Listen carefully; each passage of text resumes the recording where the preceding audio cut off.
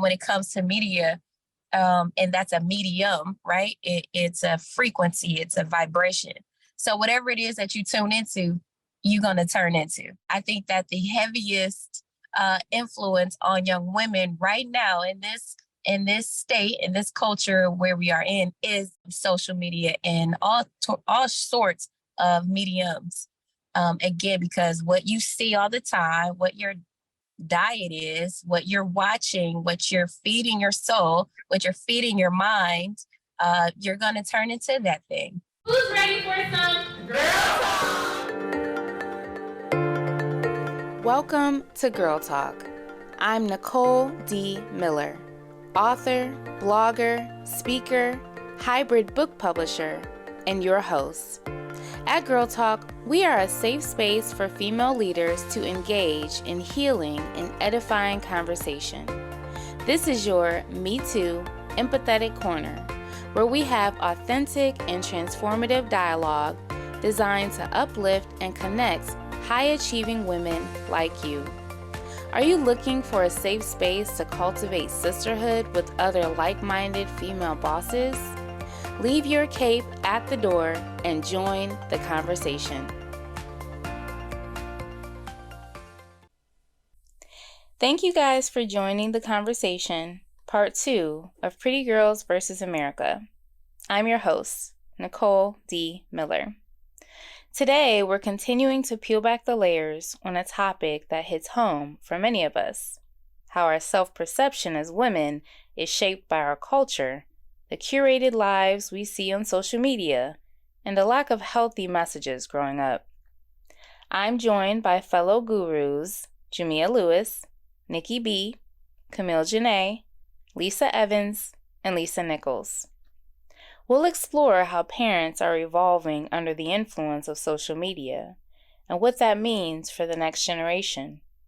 And of course, we can't ignore the culture shift, how taking photos has gone from a casual activity to a full-blown production, one perfect angle at a time. This episode is for all the female leaders, boss women, entrepreneurs out there who are navigating beauty standards and identifying a world that emphasizes appearance more than ever. Together, we'll reflect on these culture shifts and start some meaningful dialogue around how we see and define ourselves. So, grab your favorite beverage, a cozy seat, and join the conversation. Yes, Miss Jamia, you said something, right, about the boys in school with the rating system. So you all are familiar with Janelle Monáe, right? The artist. So you know the song, and one of her lyrics said, I remember back in school, you were rating me a 6. She was like, damn. But she said, but deep down inside, I always knew I was the shit. It's the truth. Man, yo, that is fire right there. Because, with that, yes, social media, the social groups and things like that. But deep down inside, she always knew she was a shit, which means that her affirms and her positivity came from home because she knew deep down inside. So yes, that is so good right there, Jamia. It's so true, unfortunately, but that's just how it is, right? And then also something else I wanted to say too, when it comes to media, and that's a medium, right? It's a frequency, it's a vibration. So whatever it is that you tune into, you're going to turn into. So when it comes to, I think that the heaviest influence on young women right now in this state, in this culture where we are in, is social media and all sorts of mediums. Again, because what you see all the time, what your diet is, what you're watching, what you're feeding your soul, what you're feeding your mind, you're going to turn into that thing. So unfortunately, a lot of media is very negative. And that is the goal, one of the goals of mine with my media platform and things like that, is to shoot out so much positivity, so much love, and so much affirmation, and so much just verifying who you are. I don't need to do it. You don't even need to do it, because when God created you, he already said that you were good, that you were perfect. So I definitely would have to say that social media is a huge impact on our young women today when it comes to, their bodies, getting these contortions and the BBLs and the very slim waist. Even they have apps or a little function on the thing where it can make you have a small waist. And that doesn't make you pretty, having a small waist or a big butt or a big breast. None of those things make you pretty, perhaps, right? You are far more beautiful and far more valuable than rubies and gold. Why do I know this? Because my father told me so. Right? It's in scripture. So also, and that's another huge thing too. When we step away from how we were authentically and originally created, that's when all of the issues and the mishaps come into place. And again, I know this because that was me too, right? So now that I'm returning home or returning to love or getting to know love again, I wholly love myself. And because I love myself, it shoots out and other people like, oh, okay, what's that? I want some of that. Well, here it is, Jesus juice. Right? No, but that's for me. Same with Jamia. For me, I believe the biggest impact is the media platforms. But again, I can give a list for them all, but I'm gonna go with media for now. Thank you for sharing, Nikki B. And I totally forgot about like BBLs. Like, it's just so much culturally that has surfaced these last, I don't know, 5 to 10 years, that have influenced our perception as women of what beautiful is. So thank you. Lisa Evans, I believe. Yes, I think I originally would say the home, because you spend majority of your time with your family, all those things. They raise you. So parents are supposed to be the ones that shape and form your identity in Christ. So they should have the heaviest weight in how you see yourself. But I think with the advent of technology and social media, it has changed to media. When I was younger, we had MySpace and we had like MySpace. And MySpace is nothing like Instagram, how it is now. MySpace, it's nothing like Instagram. So we didn't really there was not pictures to where we can see, it just wasn't the same. It was more like a place where you meet people and show off your creativity with how you design your page. It wasn't like, oh, let me go on MySpace to know what's trending or what the latest fashion is. It wasn't like that. And so as technology picked up, with Instagram coming around in I got on Instagram about 2012. I was a freshman in college by then. And so when you have MySpace, your parents aren't on MySpace. It's mostly the younger kids. But by now, Instagram and Twitter and all, everybody's on everything. So not only is it the younger generations being influenced, but the parents of those generations are now being influenced. So they're not even able to depart wisdom into their children because they're being influenced, when in the past, they weren't, because only kids or younger people were on social media. So I think that huge switch in media really changed how people are affirmed at home, because now the whole house is being influenced with various influencers. Like you have the young teenage pop stars, and then you have the older pop stars that are influencing their parents. So everybody's getting sucked into this world that's not reality, which is very unfortunate. So I agree. I do think the media has a huge influence on how you see yourself, because it now reaches the whole family.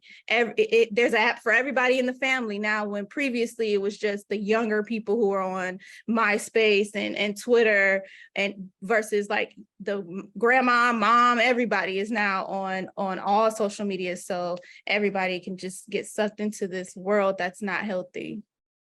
Or that's not real. You're only seeing bits and pieces and angles and lighting and people at their best. And I just love that you brought up that now the parents are influenced. So now that's affecting their parenting and the messaging. They're sending their kids. And I'm thinking about these older TikTokers. I mean, these people are killing it. I watch them because I watch the dancing. So I'm like, yeah, these older TikTokers are blowing up, to your point. Lisa? Yes, Lisa, I love that. That observation that also it's affecting all generations now. And I think even as you're talking about it, I'm like, even just the amount of photos that we have of ourselves. Because with digital photos and cameras on our phones and everything, like the way, like the amount is just astronomical. When I was little, nobody had that. So, you only had a select amount of photos. You weren't always looking at yourself or other people. But as far as the question, I agree. I think media is super influential, but also I'm wondering, school, like all in different ways or like at different times. But my question that I'm pondering or like wondering what difference it makes if you do have that home environment or the people that you're around in your most formative years, if you are really being affirmed, like how that affects those other images that you're seeing. So I don't know. It's definitely an interesting question and something that would be, I'm sure people are doing studies on this or whatever. It would be very interesting to know like what they find out, like the facts are, because each of those, what everyone's brought up has pointed out like how each of those impacts us. So. And I love that you touched on the phones having cameras, because I remember when that first came out and I was such a critic. I was like, why do you need a camera on your phone? You have a separate digital camera, blah, blah, blah. Now I'm the biggest selfie queen ever. Jamia's laughing because she knows, like, I'm all about taking the picture, capturing the moment and posting. So it's so funny to know how I got warped into that. But I love that you brought that up. That was not a thing. And so you said, how is it that children who have a strong foundation at home, how does that affect them when they come across like the external factors, right? And more than likely, it's probably a case-by-case thing. I can only share my personal experience that I feel like I was pretty much affirmed, but still struggled externally. And then that was restored to me spiritually, which we'll get into in the next question. So I would say as far as like self-esteem with young women now, I would say a lot of it right now is probably happening from like social media. And I say that, so I work with a lot of young girls in my salon. And even as far as how they carry themselves with their business, it's what they're comparing themselves to someone else online. So I think it can go, even further than like our outside beauty, because we're feeling like how we should appear online, how we should be doing things in our business, from how we see what other people are doing. I would say even if you are being affirmed in the household, it's hard when you don't believe for yourself. Because I would say even like going back, I guess, to like the first question, growing up, my parents always would say like, oh, you're so beautiful, you're this and you're that. And I would get so confused because I felt like, well, everybody's beautiful, so why are you telling me? So I just felt like now being older and looking back, I think I looked at, I think I internalized too many things where I probably should have been talking to an adult. But I would say that I feel like as far as self-esteem with young women, it's probably from social media right now, because everybody's like trying to look perfect all the time. Everyone is having a fake perception, and that makes people feel like less than a lot of the times. They're feeling like, they're looking at like, oh, my business, or I should look like this instantly because they saw somebody do a quick transformation when people don't share their whole story. I feel like people being unauthentic these days is what's killing people's self-esteem. I love that. Being inauthentic is actually killing our self-esteem. I love that. And I think that we'd be surprised at how many of these influencers who look flawless are struggling with suicidal idioms or ideations, low self-esteem, eating disorders, killing themselves to present this aesthetics, and appearance. And I love that you said you thought everyone was beautiful as a kid. I just love the, what's the word I'm looking for? Not naive, but just Maybe. My best friend, he's a male, and we were talking about something one day, and I was just like, why do these women act like this? Like, it's just so frustrating. And he's like, well, Camille, nobody ever told you you were ugly. Like, you don't get it. Yeah. Not that it's like, I'm just so oblivious or I'm just like, oh, so beautiful. But he's just like, nobody probably ever told you that you weren't this. So you don't understand. And it was kind of like, oh, okay. Well, maybe everybody didn't have a mother and father that said something, or they just didn't feel about themselves that way. The word I was thinking of was innocence. But I definitely, you're just innocent. And it just kind of goes back to how children are kind of taught things like racism and things like that. They just kind of come into the world just more innocent. But to your point, your friend saying like, whenever no one ever told you that, I would judge people with the BBLs, like, why they getting da-da-da? And was told like, well, you ain't never had to struggle with a flat butt, you know? I'm like, okay, well, I guess maybe that'll be an issue. I don't know. So I get that. Never had to struggle with that. Anyways, you can do squats and build it, but moving on. Yes, and have kids back to back like me, and all those squats you did went kaput, and you got to start from scratch. Okay, so I'm not judging if you get the BBL. I'll just say that. How about that? Oh. Well, I agree with the majority. I definitely think social media is a huge player. I think Jamia said early on, like, it kind of depends on who's the loudest voice in your life, something to that effect. And I know I was heavily influenced by my grandmother. So I definitely think in the home is huge. And maybe it can kind of help you when the external issues start happening. But definitely social media is a whole game changer that I don't think any of us, because we're like in our 30s and 40s and up, I don't think any of us have had to experience it like this younger generation. All right, so the next question is, how has your particular culture / ethnicity influenced your self-perception? For example, in Western culture, the smaller, slender body type was dominant in the 1990s. So this question is something that it might seem interesting the way that I answer, but the example that you gave of the smaller, slender body type being dominant in the 90s definitely impacted me. And I actually am pretty small and slender, but I also have a big chest and I have like narrow hips. And so because of that being like two different sizes on top and on bottom, that did not look like what like most of my friends looked like. That didn't look like what I was seeing in the media, because everybody was small chested. Like they didn't make the cute clothes didn't fit my chest, you know, like they just didn't. And so, and again, like Lisa, like you had mentioned about, you know, like just cover up, like I had received that message as well. And so I internalized that, like, oh, you just can't let anyone know you have big boobs, like just hide them, make sure, like that was like this huge thing that I just had to cover that.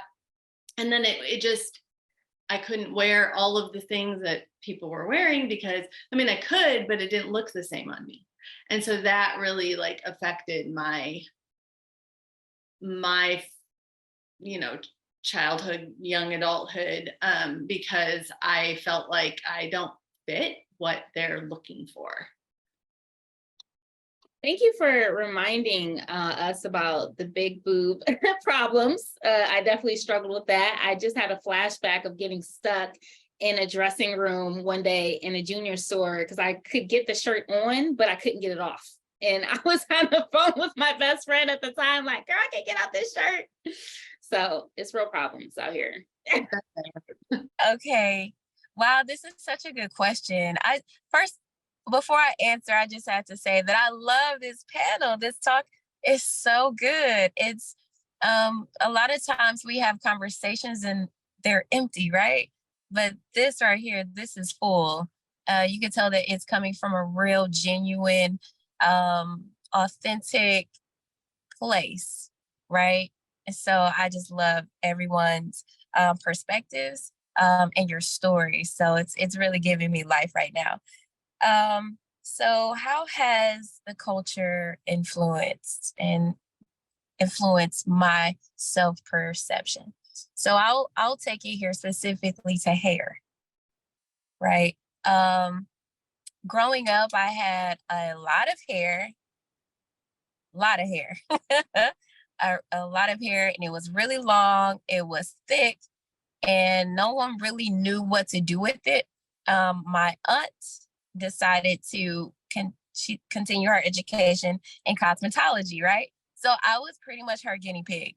So once she found out about creamy crack, it was a wrap for me. And let me tell you all, I think I was 9, maybe 8 when I got a freaking relaxer. Now, she was the person, I would say this, she used to do my hair. And I don't know, for you all that know, you'll be in the kitchen on Sundays or Saturday nights getting prepared for Sunday for church, getting your hair pressed with the hot comb and the blue magic grease. Oh my God, that was the worst thing, right?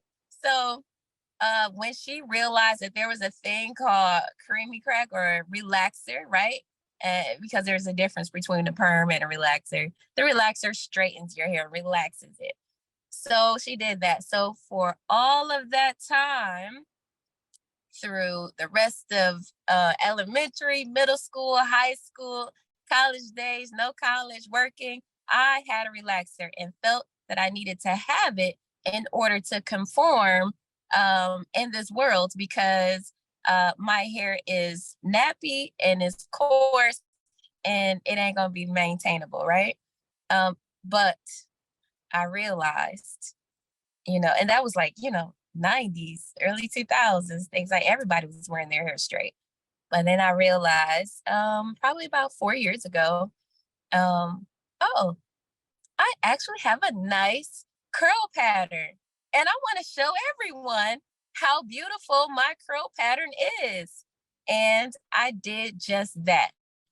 But I would have to say, for me, because I seen the SWV, the Aaliyahs, the TLCs, the just all the girl groups and all of the young Queen Latifah, MC, like everybody had something either asymmetrical, but it was always straight. It was never their curly natural hair. I had no idea what any of those things were. It was always straight and had some dye in it. I did all those things. I'm sure you all did too. But that was a big influence, my hair. and I thought that I could only be beautiful or pretty with straight hair when I had a relaxer. Yep. But now I embrace my curls. It gets bigger. I feel, for me, the bigger, the better. So that's my goal, is to grow my hair as big as it can possibly get. So yes, that was the big influence with the hair. Thank you so much for sharing that. I'm sure so many of us can relate to that in Black culture. And that, of course, is because of Western culture. The closer our features are to those who are dominant and in power, European people, then the more accepted we are and the more beautiful we are. And straight hair is a part of that. So thank you. I mean, similar to what was just shared, as far as hair, it's a couple of things that I'm thinking of though. And I guess I would relate in terms of culture. I'm going to bring up music. I got a couple of things to say, and I'm gonna try to keep it small. So in terms of my self-perception about myself, I feel like growing up, and even as an adult, I just always found myself lacking in some area, some type of way. So that was my view. And I remember, this might be a little bit TMI, I don't know, but when we got to our 30s, so I'm 39, and Nicole and I are pretty close. When we got to our 30s, and talking about bra shopping and stuff like that, I remember bringing this up to Nicole. I was so happy because I'm like, oh, my cup runneth over finally. Finally got something extra happening up here because I wanted it for so long and I never had it. Oh, might be TMI, but that's how I felt. I just never felt like, there was anything there, to work with until I got older. And I still don't even know what that's about. Did my metabolism slow? And that's just where I was gaining weight. I'm not sure, but I'm still happy with what's going on there. It's you hear that, Lord? Don't take them away. Separately, Separately, okay. So music though, music wise, like in terms of culture and the influence of that. The other piece for me that I felt like was lacking was the size of my behind. Like it just was not what it seemed like culture was saying it should be. I just didn't have it.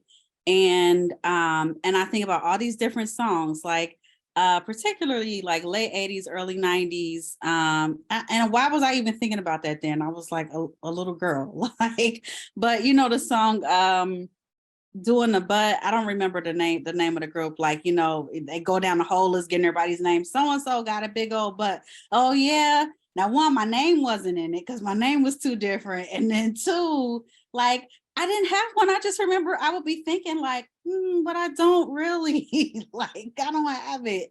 And just thinking about BBD, never trust a big butt and a smile, but you knew like that was looked at as a good thing, like the idea of having one. So just all of the songs where those types of features were referenced, it was like, dag, I don't have the things that women that are desired and that are sought after have, you know, like my hair isn't long enough either. And then when it comes to like hair, like I think about the different songs, particularly TLC's Unpretty. I think I was in high school when that came out.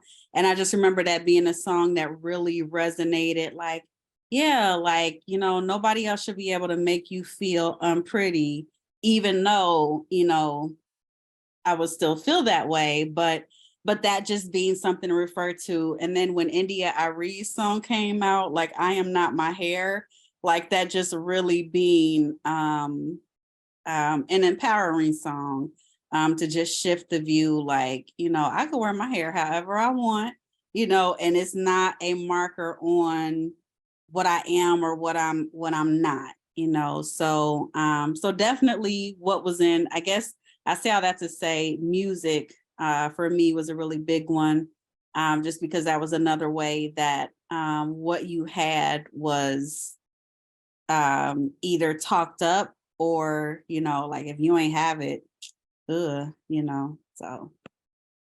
I love that we have a playlist now for this girl talk. Feel free to drop those songs in the chat. So I definitely resonate with that. And I think that goes to hip hop culture and Black culture, right? And what's esteemed as beauty in Black and hip hop culture. Yeah, for me, I definitely relate to the rear comments, but not having I didn't have hips, I didn't have a butt, I was super skinny. So that definitely was a huge thing. I grew up in the early 2000s, and still, even in the early 2000s, you see the music videos with the girls, you know, dancing and just being shapely. And I had a best friend who was shapely, and I would see the attention she would get. She had like the perfect body that you would say back then. Her boobs wasn't too big. They were like, you know, decent size, but they weren't too small. And then she had like the curves, and guys just loved her. And I had a friend who was light skinned, and guys loved her. Actually, my two other friends were light skinned. One was biracial. So it was just me, and I would notice the attention they would get and the names I would be called. Not even just the lack of the attention, I would notice the names I would also be called because of my skin tone and because of being skinnier. So definitely cultural just views of how women should be shapely and women should be lighter skinned really affected me and really, you know, influenced how I thought about myself. Like I was always the skinny girl, always the dark skinned girl. And that really followed me even into adulthood, which is wild.